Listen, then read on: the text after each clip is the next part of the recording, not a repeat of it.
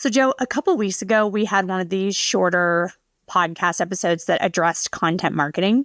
We were kind of talking about content marketing as an awareness tool, but also a way to generate leads and all of that. But today I want to specifically talk about lead magnets and creating them. And I think the thing I want to point out more than anything is just that lead generation is not what it used to be. Lead magnets is not they are not what they used to be. Back in the day, you could put an ebook, a white paper. Oh my gosh, the number of white papers I have had made up on next to a form for people to download. And people are like, this is so cool. All I need to do is put my email address in and I get this white paper. And these days, people are just so jaded. They're like, I don't know how many more forms I can fill out. I don't want to give another person my email address to get something for free. And I think the thing that people need to realize is that the lead magnet game has changed and you have to get so granular. You have to understand your audience so well and think of lead generation in a different way than you used to outside of the white paper ebook realms. Would you agree? Oh, absolutely. I think the lead magnet has to be short and sweet and solve a pain point or address a pain point that is acutely felt by your target market. And do you mind if I share our top 2 ways that we get leads now, which is something that I don't think a lot of people figure out? Don't tell anybody. We have events. Events. We don't have white paper. I mean, I guess we have our checklist. But the biggest way we get leads is we host 2 events each month, and they're all virtual, and we promote it on LinkedIn. We promote it. LinkedIn is our primary driver, but on this podcast as well. And there are other ways you can get to it, which shameless plug, go to LifeStarr2hours.com and click on events, and you can go to one of the upcoming events. For free. But I would have never used to think of events as a lead generation tool. And then we've also built a community. And through a community of solopreneurs, we have nearly 600 people in our Facebook group right now. We build trust and people get to know us and they get to know the real us. And so when we post something like the event or something that would generate even more leads, like, hey, tell your friend, people do it because we've built that trust. Those are very out of the box ways of generating leads compared to the ebook or white paper back in the day.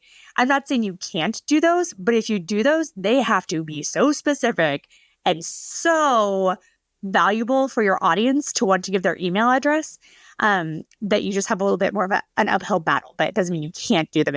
You have to change your thinking.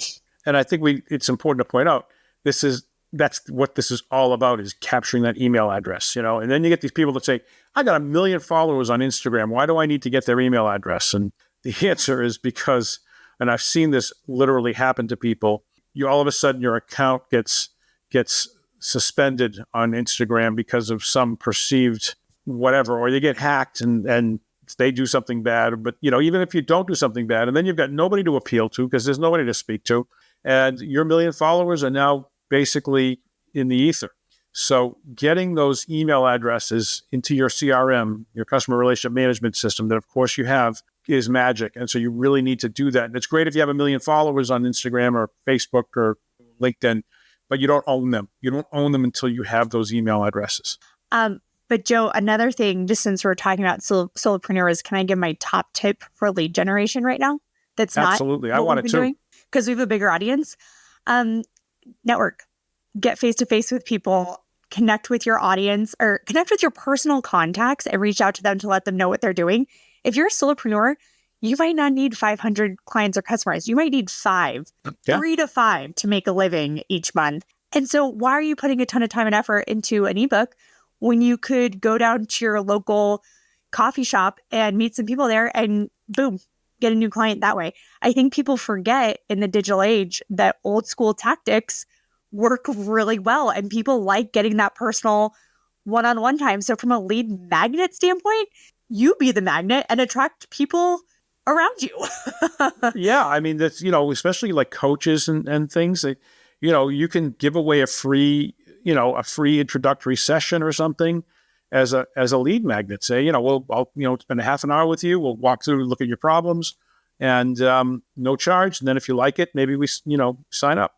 But that could be a lead magnet. Some lead magnets can be sent through the actual snail mail, although you don't get an email address then, but if you get their physical address, I suppose that's something. Yeah. And So I think people have gotten so, and I'm guilty of this as well, since I'm a quote unquote trade marketer. I don't even know if that's it, but since marketing is my career, I tend to be very and like just go by the books. And then I take a step back and I'm like, this makes no sense for what I'm doing. I'm just doing what I was taught. So if you're like that, if you're reading marketing books right now, listening to marketing podcasts, and you're just taking notes and think it applies to you, really take a step back and say, does this apply to me, or am I just doing this because I think I should? It's like my uncle, he's wonderful, but he was starting a new business and he's great at his craft. He's just not a marketer. And he was like, I need to be on Facebook. I need to be on X. I need to do this. And I was like, and he was like, well, because you need to be on everything so people see you. And I'm like, no, you don't.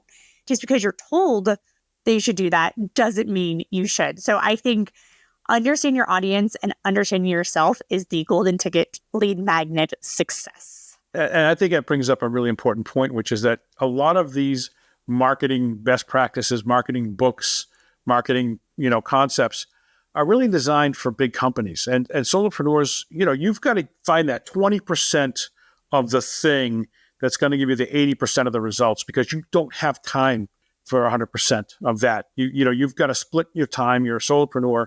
And so exactly what you're saying, Carly, is, figure out about what makes sense for you, and more importantly, what makes sense for the people you're trying to attract. If you do wood carving of, I don't know, Americana stuff, and there's, these Facebook groups that are into this kind of thing, that's where you want to be. You don't need to then be on X, posting out to the world. And it just doesn't make any sense. You need to find where your tribe is and put your time in there. Okay. And one other thing, but before we stop here, I think it's really important. You can create the greatest lead magnet ever. People sometimes don't do well, and it's a critical mistake. Is you have to basically make it blindingly clear how to opt in for that. So what I'm saying is calls to action on your website. In the menu header, in the text. Multiple times. Set up a meeting with me. Get my checklist. But get it in there with big, bold buttons repeatedly on your site so people don't have to think about how they get your lead magnet. Got to promote those magnets if you have them. Yeah, definitely.